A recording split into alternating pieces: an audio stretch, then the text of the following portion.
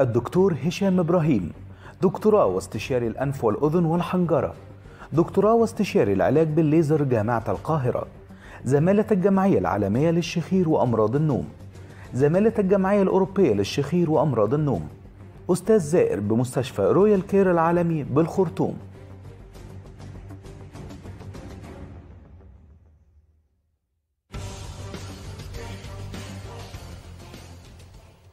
اهلا بكم. النهارده يوم مهم جدا وحلقه شديده الاهميه، وميزه الحلقه ديت انها حلقه انفراديه، يعني مفيش حوار في هذه المنطقه على مستوى يمكن كل العالم العربي، على مستوى كل الفضائيات العربيه، غير هنا في الناس الحلوه القاهره والناس. عنوان الحلقه مهم جدا جدا، هو الشخير طبعا، بس انا عايز احط عنوان من ناحيتي انا مهم قوي: قيمة الهواء، قيمة الأكسجين. يا جماعة، الناس اللي عندها مشاكل خاصة بدخول الهواء،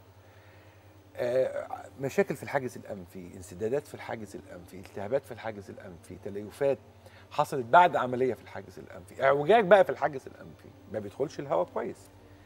محدش هيعرف معاناة الناس دي قد إيه غير هم نفسهم بعد ما يعملوا عملية تصلح المشاكل دي. هم نفسهم اللي بيقولوا الكلام ده. وانت نفسك لما تسمع حد بيكلمك على الهواء هتستغرب. زي بالظبط واحنا عايشين ما شاء الله في نعمه الميه، لما نسمع نقعد في حته نلاقي مثلا حرب حاصله على شويه ميه، لما نتفرج على فيلم بيحكي او الفيلم ده بيبادلوا حاجات ثمينه قوي بالميه، زي مثلا بوك اوف الي بتاع دانزل واشنطن، ان العالم ممكن يحصل له ان الميه تبقى، ده احساس برضه الحاجز الهواء عند الناس اللي عندها مشاكل في الحاجز الانفي هي نفس الخيال العلمي بتاع ان يوم هيجي من ايام العالم هيتحارب عشان كوبايه ميه. الاكسجين يا جماعه مهم جدا جدا جدا، هو اللي بيعمل نقصه الصداع، هو اللي بيعمل الغثيان، هو اللي بيعمل التعب، الجهاز العضلي بتاع الجسم، هو اللي بيعمل نقص التركيز، هو بيعمل النوم. الشخير خطر جدا. النهارده هنعيش هذا الحوار الممتع مع ضيفي الاعزاء. الحقيقه طبعا بستمتع جدا بزيارته لينا، واكيد ضيف يعني مميز جدا العزيز علينا جدا الاستاذ الدكتور هشام ابراهيم. منورنا دكتور هشام، وسعداء بهذه الزياره سعاده غامره. شرف ليا يا دكتور ايمن، شرف ليا والمقدمه الهايله اللي وفرت عليا كتير قوي. كفايه كده عليا النهارده. دايما بترفع معنوياتي. هو انا استلهمت المقدمه من عيان استضفناه الاستاذ عمرو اللي في الحلقه اللي فاتت بالزبط. اللي بدعوا الناس لازم يراجعوا الحلقتين مع بعض لانهم متصلين جدا. والنهارده ضيف برضو هو يعني راجل عزيز علينا جدا واسمه متميز، يعني الاستاذ عمرو خلوصي. يعني انا بدور الاستاذ عمرو خلوصي اهو. اهلا بيك. منور يا دكتور، منور يا استاذ عمرو. اهلا بيك. الاستاذ عمرو خلوصي هو مدير مالي واداري في شركه في خارج مصر، وسعداء جدا ان انت النهارده. الشرف ليا وانا سعيد جدا. ده اللي شرف لينا. الله يخليك. الله يخليك. الاول انا هبدا مع الدكتور هشام ان هو يشرح لنا الشخير والهواء ايه. دكتور ايمن، حضرتك خلصت الحلقه الله من اول 3 4 جمل مقدمه الهايله. ربنا يخليك. لا الحقيقه اللي حضرتك قلت مقدمه هايله جدا، وقلت كلمه هواء وقد ايه الهواء مهم، وقد ايه الهواء والاكسجين اللي هو بالنسبه لنا كلمه هواء يعني اكسجين، لما يوصل لكل حته في الجسم، كل خليه في الجسم، شكل الجسم عامل ازاي. شوف حضرتك ضربت مثل بالميه، انا هضرب مثل تاني، ان لو حد قاعد في اوضه زحمه، حد قاعد في اتوبيس زحمه، حد طالع في اسانسير زحمه، الخمس 10 دقايق اللي هو بيبقى جوه الزحمه دي، وكميه النفس اللي موجوده جوه بيبقى زياده شويه. ده انا بتكلم على الشخص الطبيعي. هتلاقي هذا الشخص. فكرتني بفيلم جميل جدا بحبه اسمه بين السماء والارض. ايوه، لما اتزنقوا كلهم في الاسانسير بالظبط، وبداوا بقى يقولوا الاكسجين مفيش. بالظبط. هو كده بالظبط. هو ده اللي بيحصل لعيان اللي هو عنده مشكله في مناخيره، على طول بين السماء والارض، او مشكله في حلقه، على طول قاعد مفيش اكسجين، على طول قاعد، على طول خلاص بيبقى همدان، كسلان، تركيزه قليل، مش عصبي بالظبط كده، عصبي، مش مركز خالص، كل حته في جسمه بتألمه وبتوجعه، ممكن تلاقيه قاعد على الارض مش قادر يقف، ضغطه بيوطى، الاكسجين قل في كل حته. الاكسجين ده هو ده الحياه بتاعت كل خليه، حضرتك دكتور وعارف الكلام دوت. فالحقيقه مهما اتكلمت على اهميه دخول الهواء واهميه ان مجرى التنفس بتاعنا يبقى سالك باللغه الدارجه ما فيهوش مشاكل، هي دي الكي بتاعنا. والحقيقه التخصص بتاع تخصص الشخير دون احنا هو ده الفوكس بتاعنا. احنا الفوكس بتاعنا هو ان احنا بنكتشف او بنفحص العيان كل ملي فيه من اول الانف لغايه الحنجره، ايه اللي بيسد المجرى ده اللي بيه بيبتدي العيان يشتكي. فعشان كده احنا التخصص بتاعنا ده تخصص دقيق. وللاسف الشكر ربنا اولا واخيرا ثم الحياه، انت وصلت صوتنا لملايين الناس في كل العالم. مش هتكلم الحقيقه على مصر ولا انا اعتقد في الشخير انه القاهره والناس او الناس الحلوه تحديدا في الشخير ليها دور ريادي اعلامي، ووجودك معانا هو اللي عمل الدور ده الحقيقة. الحمد لله حضرتك وصلت صوتي الحقيقه لكل الناس. والنهارده بنقدر نفحص مجرى التنفس، بنقدر نعرف السده موجوده فين، وونس ان احنا عرفنا وشخصنا خلاص العلاج بقى سهل جدا، سهل جدا. احكي لي بقى يا استاذ عمرو ايه اللي حصل؟ هو الحقيقة أنا كان بقالي يمكن 3-4 سنوات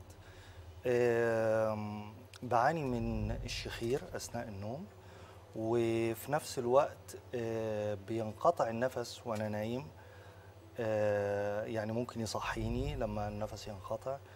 وزوجتي يعني هي كانت بتقول لي على مدى علو الصوت بتاع الشخير أثناء النوم، لدرجة إن يعني هي ابتدت إن هي تستعمل سدادات الأذن أثناء النوم كحل كحل لعدم إزعاجها أثناء نومها يعني. فأنا كان الموضوع ده كان في بالي إن أنا بدور على طريقة أعالج بيها، وإن كان كنت مستصعب شوية العملية الجراحية، لأني مريت قبل كده بعمليتين جراحيتين في منطقة الأنف. والحقيقة كان كل عملية كانت بتاخد في حدود شهر لشهر ونص من المتابعة، ما بين متابعة عند الدكتور، ما بين إخراج إفرازات دم، والدكتور بالشفاط يقعد يشفط. فكانت تجربة مؤلمة يعني. بعد كل عملية كان أحدها كان خاصة بالحاجز الأنفي، وواحدة تانية كانت خاصة بالغضاريف. حلوا مشكلة، ولكن المعاناة اللي كانت بتحصل وطول كانت عملية تقليدية كعملية تقليدية جراحية، وطول فترة المتابعة اللي بعد العملية دهيت ما كانتش بالنسبة لي الحقيقة، لأنها بشتغل في الخارج، ما أقدرش أخد فترة أجازة متابعة طويلة كده.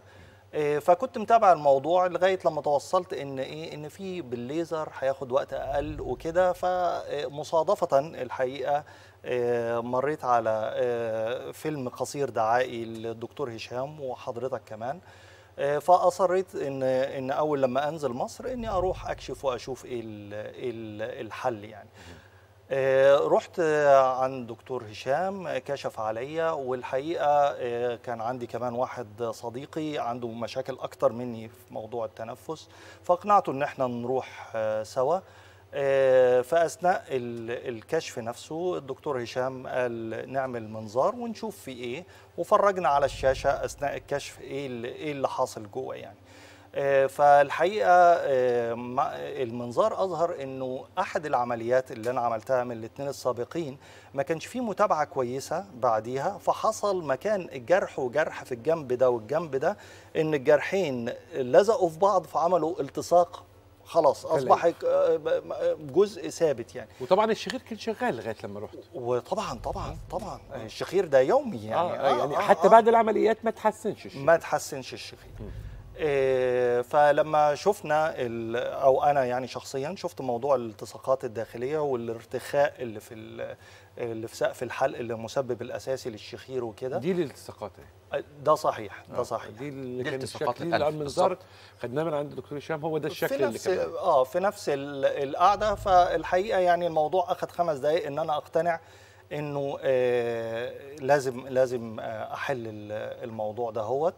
وكان صديقي عنده مشاكل اكتر من اللي عندي لانها عامل عمليتين قبل كده، هو ما كانش عامل اي عمليات قبل كده. فخلال 5 دقائق الحقيقه اتخذنا قرار ان احنا نعمل العمليه، والدكتور هشام شاكرا قدر ظروف سفري وكده فحدد لي ميعاد سريع. قال لي بس يعني احنا في شهر رمضان خليه الميعاد بتاعك ليله العيد. واتفقنا ان احنا ليله العيد بالفعل رحت هناك، عملت العمليه كانت الساعه 10 مساء. الشيء الجميل ان انا مريت بتجربتين قبل كده، فكنت يعني متوقع انه قد يكون نفس الاحساس بعد العمليه، ولكن بعد العمليه بساعه مجرد بلاستر بس على الانف، وصديقي اللي عامل عمليه اكبر مني نفس الشيء، وقمنا مفيش الم مفيش انزعاج. يعني كان بيبقى انزعاج الخياطه اللي جوه دي انا مجربها مرتين قبل كده، لدرجه ان احنا وقفنا قدام غرفه العمليات وخدنا صورنا نفسينا يعني كتذكار، يعني ان هو مربط انفه وانا نفس الشيء. ده بعد العمليه بساعه.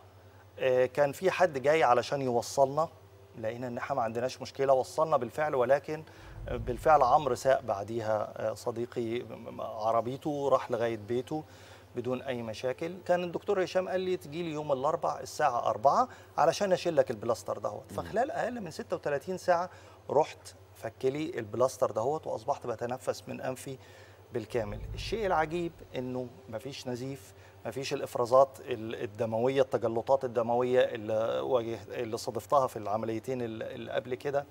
مش حاسس باي ازعاج. كان في مضاد حيوي وكان في مسكن كشيء عادي، ولكن الروتين بتاعي كالكلام كالاكل، يعني الاكل كنت اي نعم بتجنب حاجات خشنه او كده يعني، ولكن كنت باكل لحوم، كنت باكل اي حاجه. الشخير انقطع الحمد لله تماما، مفيش شخير. الشيء كمان العجيب ان انا ما كانش في فتره استشفاء نهائيا.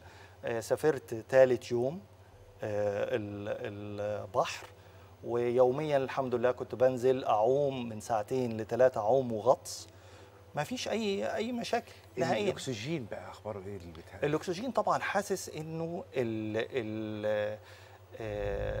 كميه النفس اللي بتخش اصبحت اكبر بكتير عن الاول. طبعا فمي مقفول طول الوقت وانا نايم، ما عنديش اي مشاكل ان انا اضطر اني اتنفس من فمي.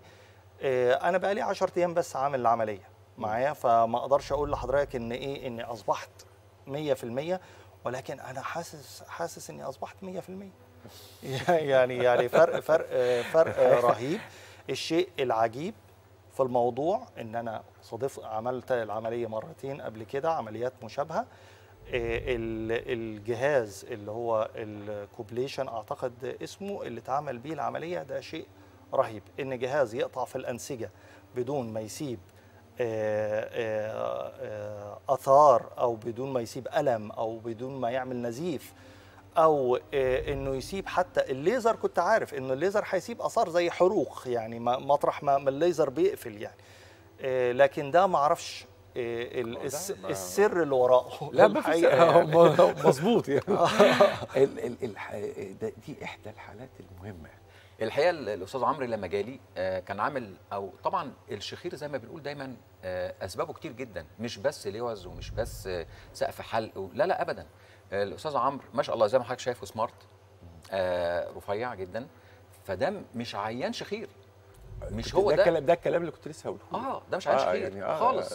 وبعدين ده رياضي ما شاء الله، واخد بال حضرتك ازاي؟ فطبعا فاجئني هو، حتى بيقول لي انا مناخيري مسدوده وبشخر وانا نايم. طب اشوفه بقى، عملنا له منظار، لقيت طبعا، وكان عامل حاجز انفي وعامل اللوز قبل كده، يعني ده لا يمكن، واخد بال حضرتك ازاي؟ فعملت له منظار، لقيت عنده طبعا ادهيجنز والتصاقات زي ما حضرتك زي ما حضرتك شفتها كده، فدي سد مناخيره. شفت الحلق، لقيت فعلا عنده فعلا ترهل في سقف الحلق واللهاه، وعملت له المنظار عملت له التيست اللي هو بنشوف الخنقه موجوده فين، لقيت فعلا الخنقه موجوده. الحقيقه لم يتردد، هو كان واخد قراره. ان هو يعمل عمليه. طبعا عملناها ليله العيد عشان يعني رمضان، ولا يستحق ان احنا نفطر حد الحقيقه في رمضان الا اذا كانت حاله ايمرجنسي زي ما بيقولوا. فقال لي لا انا اعملها ليله العيد، لدرجه ان حتى العيد لما اتغير من يوم ليوم احنا كنا زي ما بيقولوا كده ايه يعني هو هيجي لما نعرف العيد امتى. يعني سواء كان 3 أو 4 أو 4 حاجه كده. المهم يعني العيد الاربعاء بالظبط كده. فما شاء الله عملنا له الالتصاقات بالراديو فريكونسي، بالتردد الحراري. زي ما حضرتك عارف ان كل جزء بنشتغل بيه الجهاز بتاعه. الكوبليشن زي ما هو بيقول، هو الحقيقه طبعا فعلا هذا الجهاز يعني الحمد لله التكنولوجيا يعني مش مخليانا زي ما بيقولوا يعني محتاجين حاجه خلاص. الكوبليشن بنشتغل بيه تحت درجه حراره 40 تقريبا درجه حراره الجسم. فهو بيقول انا عملت العمليه ما حسيتش بيها. فعلا احنا بنقطع وبنلحم وبنعمل كل حاجه كأن بالظبط بدون ما بنعمل حاجه خالص. ف يعني فضل ربنا اولا واخيرا ان هو الحمد لله التحسن كويس جدا. دي عمليه الغضاريف الانف. هو الحقيقه دي مش العمليه اللي اتعملت الاستاذ عمرو، دي عمليه غضاريف انف بنعملها بالراديو فريكونسي. يعني عشان نشوف الراديو فريكونسي بالظبط. ده راديو فريكونسي، ودي الغضاريف بنعملها بالراديو فريكونسي ان هي بتعمل زي ما حضرتك شايف الغضروف بيحصل له ايه؟ بيحصل له شرينكج او انكماش. ما بينموش مره اخرى. الله على سؤالك يا دكتور ايمن. الغضروف اصلا الله على سؤالك يا دكتور ايمن. لا ده سؤال دكتور اقول ايه دكتور عقر بقى معلش يعني. حبيبي ده طبعا سؤال مهم جدا. الغضروف ما ينموش تاني لان احنا بنصلح الحاجز الانفي معاه. وزي ما قلت لحضرتك احنا بنصلح السبب الاساسي، والغضروف بينمو سكندري للحاجز الانفي. فاحنا اساسا عندنا بنصلح الحاجز الانفي، ولما الحاجز الانفي بيتصلح وبنعمل استئصال جزئي للغضروف كده ما ينموش تاني ابدا، لان خلاص الهواء اتظبط جوه الانف وعمره ما يرجع مره تاني. انت نورتنا النهارده وسعدتنا، نورتنا عمرو بيه. ميرسي جدا، سعداء جدا بالاستماع ليك. شرف لي. ونتمنى نلتقي كثيرا يعني ان شاء الله يعني. ان شاء الله. طبعا ضيفي الاعزين الاستاذ الدكتور هشام ابراهيم والاستاذ عمرو خلوصي كان في حوار استثنائي عن نقطة مهمة جدا، الشخير، عن الهواء، عن الحاجز الأنفي، عن مواضيع أعتقد أنها موجودة بس في الناس الحلوة. خليكم مع الناس الحلوة. متى نعتبر أن هذا الشخص يعاني من ضعف جنسي؟ ده أول سؤال. والسؤال الثاني الضمني، أسباب الضعف الجنسي الأكثر شهرة. احنا بنقول ان احنا الشخص ده غير قادر على بداية أو استكمال العلاقة الجنسية بشكل مرضي ليه وللطرف الثاني أو الزوجة في أكتر من 80% من مرات العلاقة الزوجية، مع بدايات يعني أدوات الفحص أو الأشعات الجديدة أو الحاجات الطبية الحديثة. بدأنا نشخص الأسباب العضوية اللي ما كانتش باينة، فرفعت نسبة الأسباب العضوية إلى 50%، و50% الأسباب النفسية. الضعف الجنسي يبقى مشكلة كبيرة جدا إذا لم تحل، ومشكلة تنتهي وتختفي إذا ذهبنا للمتخصص وأوجدنا الحل.